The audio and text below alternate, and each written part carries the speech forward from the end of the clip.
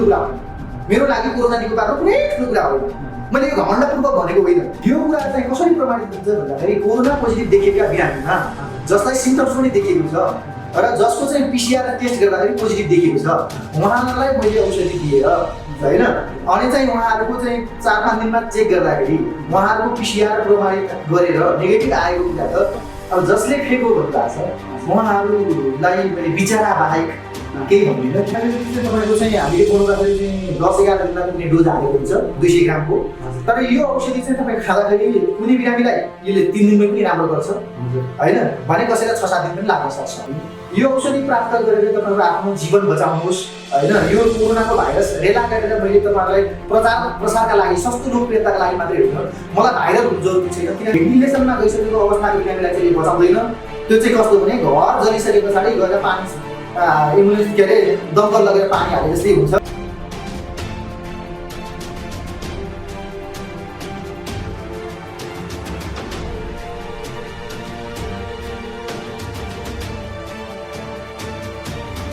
तपाईँको चाहिँ 100 छ होइन। खाएर सबै बिरामी चाहिँ कोरोनाको सङ्क्रमण मुक्त हुनु भएको छ।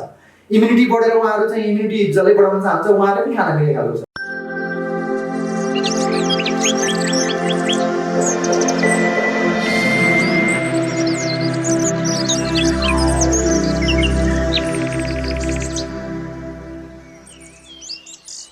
आदरणीय दर्शक महानुभावहरू, तपाईँले यतिखेर हेर्दै हुनुहुन्छ मिडिया ताजा खबर अनि ड्रिम सोबाट एकैसाथ हेर्दै हुनुहुन्छ। आज हाम्रो साथमा हुनुहुन्छ आयुर्वेदिक अनुसन्धानकर्ता लक्ष्मी ओली हुनुहुन्छ। कोरोनाको औषधिको उपचार चाहिँ यसरी चाहिँ एकदमै सक्सेस पार्छु है यतिजनालाई चाहिँ सन्चो बनाइसक्यो भनेर चाहिँ एकदमै उहाँले चाहिँ ठोक्पा दिइसक्नु भएको छ। कतिजनाको उपचार भयो त्यो कतिजना चाहिँ बाँचे उहाँले पक्कै पनि भन्नुहुनेछ कोरोनाको औषधि छ नहुने होइन भनेर चाहिँ उहाँ प्रुफ साथ आउनु भएको छ। स्वागत छ सर हाम्रो मिडियामा। हजुर धन्यवाद छ। नमस्कार। आराम हुनुहुन्छ? हजुर ठिक छ, राम्रै छ। ठिक छ है। यो कोरोनाको उपचार चाहिँ धेरैजनाले भन्नुहुन्छ के अरे औषधि चाहिँ छैन है भन्नुहुन्छ, यो सबै फेक हो भन्नुहुन्छ। तपाईँ के भन्नुहुन्छ, कोरोनाको औषधि छ त? हजुर नेपालमा छ? नेपालमै छ। मैले भनिरहेकै छु र दिइरहेको छु र हजारौँ व्यक्तिले खाएर निको हुनुभएको छ। अब जसले फेक हो भन्नुभएको छ उहाँहरूलाई मैले बिचारा बाहेक केही भन्दिनँ। किनभने उहाँले बुझ्नु भएको छैन। नबुझेर तर्क गर्ने मान्छेहरूलाई मैले बिचारा बाहेक केही भन्न पर्छ जस्तो लाग्दैन। बिचारा नै भन्नुहुन्छ? बिचारा भन्छु। किनभने यस्तो औषधि मैले बनाइदिएको छु यो खाएर चाहिँ कोरोना जित्नुपर्ने ठाउँमा उहाँहरूले शङ्का गरेर यो फेक हो यो त्यो हो यो हो भन्नुहुन्छ होइन। जबकि खाएर चाहिँ हजारौँ व्यक्ति, 1-2जनाको कुरा होइन, हजारौँ व्यक्ति चाहिँ निको भइसक्नु भएको छ र हजारौँ व्यक्तिले यो औषधि चाहिँ खाइसक्नु भएको छ। झन्डै 6-7 हजार मान्छेले चाहिँ यो औषधि खाइसक्नु भएको छ, प्रयोग गरिसक्नु भएको छ। भनेपछि कोरोनाको औषधि छ है भन्ने कुरा चाहिँ यहाँबाट हामीले चाहिँ थाहा पायौँ है। हजुर हजुर एकदमसँगले कोरोनाको औषधि छ। केबाट बन्छ त कोरोनाको औषधि? हजुर यो मैले यसमा 17 प्रकारको जडीबुटीहरू मिसाएर बनाएको। के नाम हो त्यसमा? तपाईँको चाहिँ मैले चाहिँ गुर्जु, अश्वगन्धा, भूमिअमला, असुरो, यासागुम्बा लगायत 17 प्रकारका जडीबुटीहरूको निश्चित मात्रा मिलाएर त्यसलाई चाहिँ मैले चाहिँ यो जुन खल छ यो खलमा मैले यसरी चाहिँ घोलेर यहाँ मसँग चाहिँ जस्तो यो भूमिअमला भनेर तपाईँले यहाँ लेखेको देख्न पाउनुहुन्छ। यो मैले चाहिँ अब अघि जुन भने इटेरीमा मेरो चाहिँ उद्योग छ त्यहाँनिर चाहिँ मैले मिलमा पिस्छु, पिसेर यो जडीबुटीको रूपमा पाउडर रूपमा यहाँ आउँछ। आइसके पछाडि मैले यसरी ल्याउँछु राख्छु। त्यसै गरी यहाँ असुरो छ होइन, यो असुरो हो। अब यसै गरी चाहिँ जडीबुटीहरूको मिश्रण गरेर 17 प्रकारका जडीबुटीको निश्चित मात्रा हालेर यो खल हो यसमा हालेर बनाइन्छ घोलेर र यो तयार पारेर यो फर्ममा आउँछ। यो पाउडर भन्छ, पाउडर भनेर यसमा हालेर प्याकिङ गरेर यो चाहिँ यसरी आउने। यो 200 ग्रामको हुन्छ र यो खाइसके पछाडि कोरोना बिरामी चाहिँ कोरोना मुक्त हुन्छ, यसमा कुनै दुविधै छैन। यसमा त खाएका मान्छे चाहिँ 100% निको हुनु भएको छ। यो 1-2% को कुरा होइन। मान्छेहरूले कतिजनाले भनेको छ कि अब एलोपेथी अरू विज्ञानको कुरा गर्दाखेरि चाहिँ अब 100 जनामा 51 जनामा चाहिँ उहाँहरूको ट्रायल सक्सेस भयो भने सक्सेस मानिन्छ औषधिमा। तर मेरो त तपाईँको चाहिँ 100 छ होइन। खाएर सबै बिरामी चाहिँ कोरोनाको सङ्क्रमण मुक्त हुनु भएको छ। इम्युनिटी बढेर उहाँहरू चाहिँ इम्युनिटी जसले बढाउन चाहन्छ उहाँहरूले पनि खाना मिल्ने खालको छ। त्यसमा कुनै दुविधै छैन। भनेपछि यो औषधि तितो पनि होला है खाँदाखेरि? खाँदाखेरि तितो छ, तर तितो त के हुन्छ भन्दाखेरि तपाईँको चाहिँ मेथी पनि तितै हुन्छ होइन, अब निम पनि तितो हुन्छ, गुर्जो पनि तितो हुन्छ होइन, असुरो पनि तितो हुन्छ। त्यसो हुँदाखेरि त्यो त त्यसको तितो हो, त्यसले साइड इफेक्ट गर्दैन। अलिकति प्रेसर लो हुनसक्छ, त्यसलाई चाहिँ हामीले बिरे नुन मिसाएर चाहिँ त्यो चाहिँ युज गर्नुहोस् भनेपछि कोरोनाको उपचार हुँदो रहेछ होइन, तपाईँले गरि पनि सक्नु भएको छ, धेरैजना वस्तु पनि लिइराख्नु भएको छ। हजुर। अब के प्रुफ छ त हजुरले चाहिँ अहिलेसम्म चाहिँ एकजनालाई चाहिँ मैले चाहिँ उपचार सक्सेस गरेँ है भनेर चाहिँ के प्रुफ छ अहिलेसम्म? हजुर हजुर, मैले त पिसिआर जस्तो चाहिँ पहिलो भेरिएन्ट आउँदाखेरि पनि मैले औषधि पत्रकार सम्मेलन गरेर सार्वजनिक गरेको थिएँ र 7 पेजको मेरो अनुसन्धान सामग्री सार्वजनिक गरेको थिएँ। अहिले तपाईँको दोस्रो भेरिएन्टको आउँदाखेरि पनि मैले चाहिँ पत्रकार सम्मेलन गरेर रिपोर्ट्स क्लबमा त्यो सार्वजनिक गरेको छु। र यो कुरा चाहिँ कसरी प्रमाणित हुन्छ भन्दाखेरि कोरोना पोजिटिभ देखिएका बिरामीमा जसलाई सिम्पटम्स पनि देखिएको छ र जसको चाहिँ पिसिआर टेस्ट गर्दाखेरि पोजिटिभ देखिएको छ उहाँहरूलाई मैले औषधि दिएर होइन, अनि चाहिँ उहाँहरूको चाहिँ 4-5 दिनमा चेक गर्दाखेरि उहाँहरूको पिसिआर प्रमाणित गरेर नेगेटिभ आएको कुरा त यो पिसिआरले बताउँछ, यहाँ रिपोर्टहरू छ होइन, यी रिपोर्टहरूले बताउँछन्। यो कुराहरू त यहाँ फोन नम्बर पनि छ उहाँहरूको, फोन नम्बरमा फोन गरेर पनि उहाँहरूलाई सोद्धाखेरि होइन, उहाँहरूले आयुर्वेदिक औषधि खाएर कोरोना जितेको कि होइन भनेर सोद्धाखेरि त्यो पनि भन्न उहाँहरूले बताइहाल्नुहुन्छ। त्यसो हुँदाखेरि यी सारा आधारहरू छन् र धेरै मान्छेले खाइसकेको हुनाले यो पिसिआर पनि धेरैजनाको प्रमाणित गरिसकेको हुनाले त्यसमा चाहिँ उहाँहरू निको हुनुहुन्छ भन्ने कुरा त दुविधै छैन, 100% छ। भनेपछि अब तपाईँलाई चाहिँ यहाँ औषधि किन्न चाहिँ कसरी सम्पर्क गर्ने? हजुर, अहिलेको समयमा अब सम्पर्क गर्न सजिलो छ। तपाईँले फोन नम्बर मेरो 98 40 39 02 04 र 98 10 46 71 91 मा फोन गर्नुभयो भने पाउनुहुन्छ। यो दुईटै मोबाइल नम्बर अहिले बिजी भइरहेको छ धेरै मान्छेको फोन आउने कारणले। त्यसो हुँदाखेरि अर्को नम्बर पनि टिप्नुभयो भनेदेखि 98 423 40 40 6 यो नम्बरमा पनि सम्पर्क गर्नुभयो भने तपाईँहरूले सहजै चाहिँ मसँग कुरा गर्न पाउनुहुन्छ। अहिलेसम्म चाहिँ एक्ज्याक्टली तपाईँले चाहिँ कतिजनालाई चाहिँ यो कोरोनाबाट चाहिँ एकदम मुक्त बनाउनु भयो अहिलेसम्म चाहिँ? मैले अहिले चाहिँ पहिला मैले डाटा राख्थेँ हेर्नुहोस् है। अब पछिल्लोचोटि मैले धेरै बिरामीहरू आउने, धेरैजनाले चाहिँ अब फोन गर्ने, धेरैजनाले औषधि लाने भएको हुनाले उहाँहरूको पिसिआर माग्दाखेरि पनि उहाँहरू पनि कतिजनाले पिसिआर दिन नमान्ने, त्यो कारणले गर्दाखेरि अब उहाँहरूलाई चाहिँ समाजमा छिसी दूर घृणा हरेक खालका समस्याहरू हुन सक्छन्। त्यो कारणले उहाँहरूले चाहिँ नदिनु भएको हुनसक्छ। पिसिआर नदिने तर अब मलाई चाहिँ इम्युनिटी बढाउन चाहियो भनेर लाने कतिजनाले चाहिँ सङ्क्रमण छ मलाई पोजिटिभ देखेको छ म खान्छु भनेर लाने, आफ्ना मान्छेहरू आएर लाने हुनाले मैले सबैजनाको अहिले पिसिआर अनिवार्य दिनुहोस् मलाई भन्ने गरेको छैन। मैले सुरुमा चाहिँ पिसिआर टेस्ट गर्नलाई मागेँ किनभने मलाई प्रमाणित गर्नु थियो।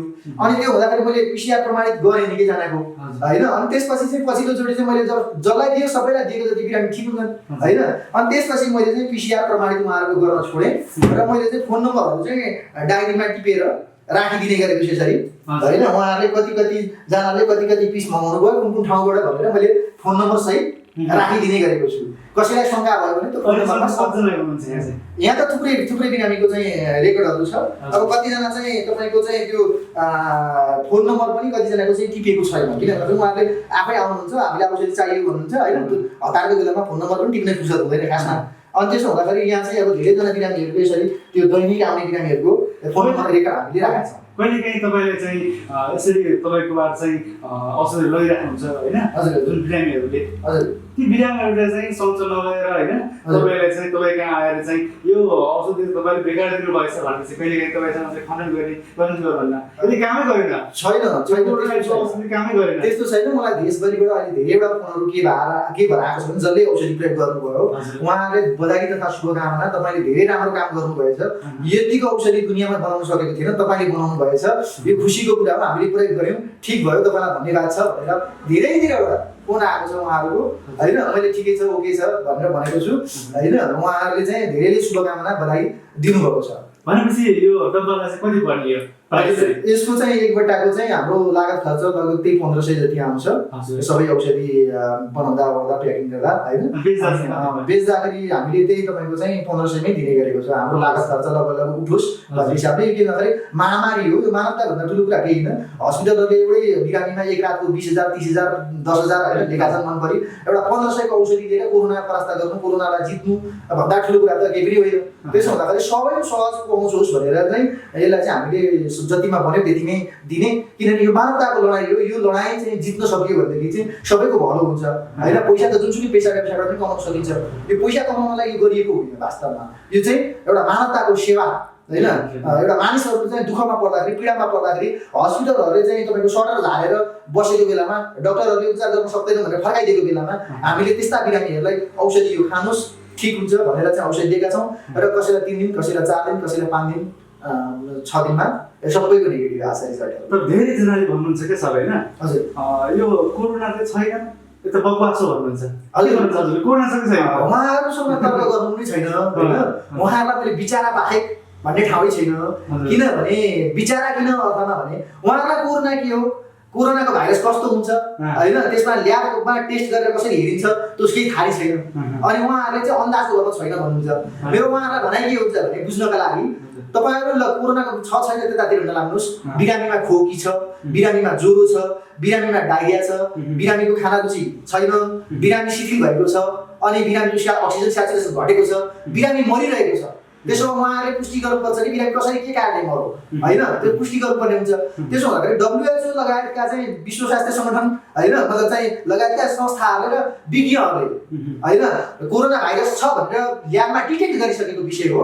त्यसो भने यसमा त्यत्रो बहस गर्नुपर्ने विषय जस्तो चाहिँ मलाई लाग्दैन है। हजुर तर धेरैजना भर्खरका मान्छेहरू पनि देश निधन भएको छ मान्छेहरूको। हजुर हजुर हजुर कोरोनाबाट चाहिँ हजुर हजुर पहिले भन्ने गरिन्थ्यो बिरामी भएका मान्छेहरू चाहिँ मृत्यु हुने गर्छ होइन, बुढा भएका मान्छेहरू गरिन्थ्यो। अहिले भर्खरका कलिला मान्छेहरू पनि बितिरहेका छन् है, निधन भइरहेको छ। के भन्नुहुन्छ हजुरले चाहिँ? हजुर यो के हो भने कोरोना भाइरस पहिलाको पहिलो भेरिएन्ट जुन थियो, पहिलो भेरिएन्ट के थियो भने भाइरस कमजोर खालको थियो। कोभिड-19 एउटा कोभिड-19 भनेको कोरोना जातको भाइरस हो।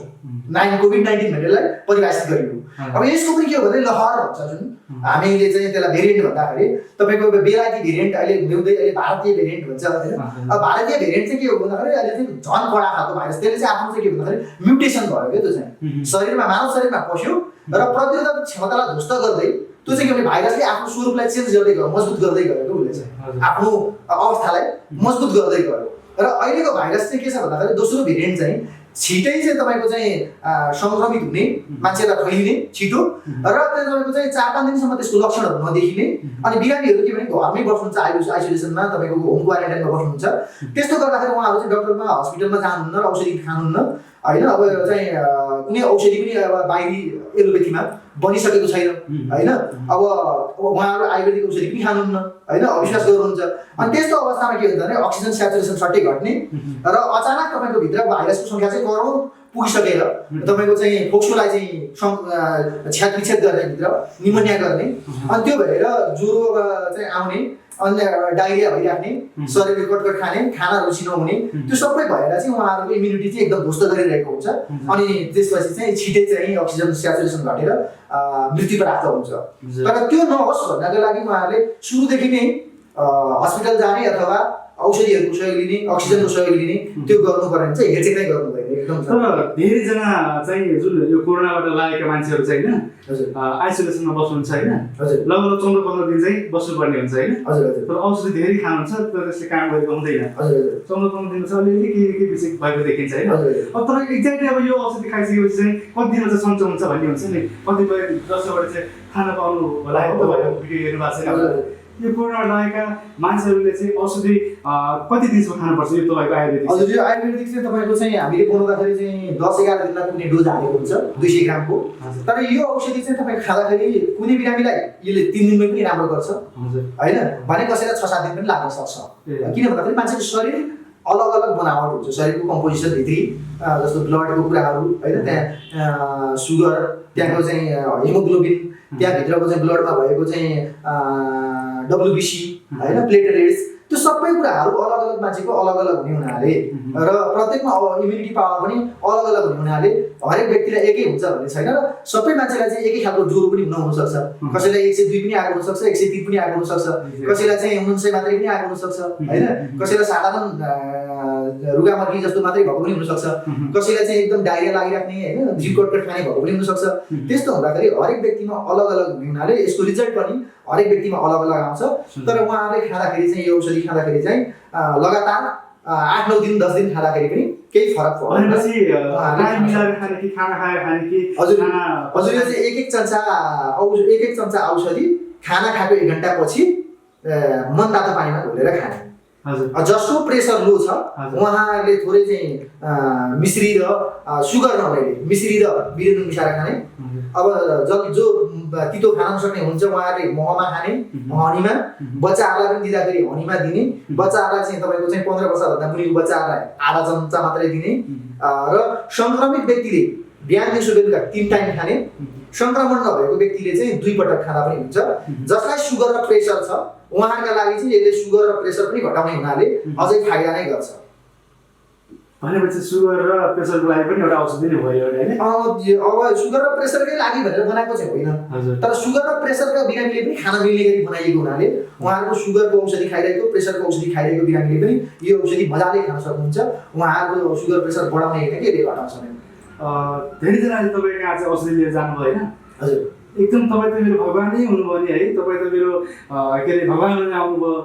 डक्टरले उपचार गरेर सक्सेस नपारेको यो कोरोना होइन, तपाईँले त्यो औषधि खाएर चाहिँ सन्चो बनाउनु भयो मलाई। तपाईँले भगवान हाल्छ भने कति तपाईँलाई भन्नुभएको छैन? हजुर थुप्रैजनाले भन्नुभएको छ त्यस्तो। म्यासेज गरेर पनि भन्नुभएको छ, फोन गरेर पनि भन्नुभएको छ होइन, यहीँ आएर पनि प्रत्यक्ष उपस्थित भएर पनि भन्नुभएको छ। र एकले अर्कालाई एकजना आफू निको भएर उहाँले थुप्रै आफन्त साथीभाइहरूलाई चाहिँ भन्नुभएको छ होइन। थुप्रैजनाले चाहिँ मसँग इन्टरभ्यू पनि गर्नुभएको छ, युट्युबमा पनि फेसबुकमा पनि मलाई लाइभ गर्नुभएको छ। अनि बिरामीहरूले पनि एकले अर्कालाई मलाई यो औषधि खाएर ठिक भयो, यो औषधि खानुहोस् भनेर उहाँलाई फोन नम्बर दिएर मेरो ठाउँ चाहिँ यहाँ चिनाएर इमाडो ललितपुरमा छ भनेर अफिससम्म ल्याएर जानुहुन्छ। कतिजनाले यहीँबाट एकैजनाले 5 बट्टा 7 बट्टा 10 बट्टा औषधि दिएर गएर आफ्नो छरछिमेकमा साथीभाइलाई आफन्तलाई उहाँहरूले दिनुहुन्छ होइन। र त्यसो सुन्दाखेरि चाहिँ गर्वको महसुस हुन्छ। जे होस् होइन, एउटा चाहिँ राम्रै काम गरिएछ भनेर होइन, एउटा छाती चाहिँ गर्वले ढक्क फुल्छ होइन। यस्तो सुन्दाखेरि चाहिँ मजा लाग्छ। कस्तो व्यक्तिलाई आउनुहुन्छ हजुर कहाँ चाहिँ? मसँग जस्तो चाहिँ अब ठुल्ठुलै मान्छेहरू पनि आउनु भएको छ। जस्तो चाहिँ बिएनबी हस्पिटलको डाइरेक्टर हुनुहुन्थ्यो, उहाँको नाम त मलाई याद छैन, तर उहाँले भिजिटिङ कार्ड सहित मलाई चाहिँ बोलाएर औषधि लिनुभएको थियो।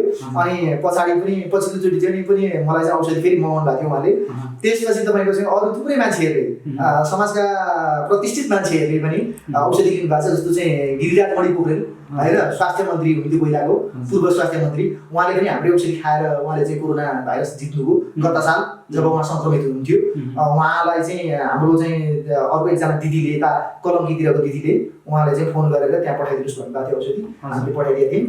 अनि उहाँले चाहिँ सङ्क्रमण मुक्त हुनुभयो, औषधि खाएर। उहाँले भन्नु पनि भएको छ मैले आयुर्वेदिक औषधि खाएँ, अरू सबै डक्टरहरूले पनि हेल्प गर्नुभयो भनेर भन्नुभयो होइन। तर आयुर्वेदिक औषधि खाएर चाहिँ मलाई फाइदा भयो।